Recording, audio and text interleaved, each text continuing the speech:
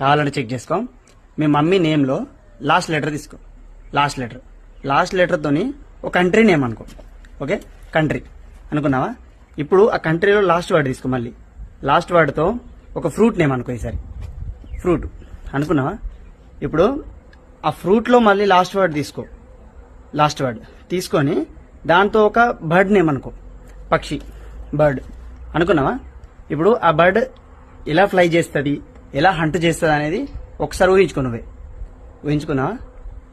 అలాగే ఇప్పుడు ఒకసారి నేను చెప్పబోయే ముందు ఆ బర్డ్ స్పెల్లింగ్ ఒకసారి అనుకో. నువ్వే ఒకసారి స్పెల్ చేసుకో గట్టిగా. ఓకే, ఇప్పుడు నేను చెప్తా ఏ బర్డ్ అనేది.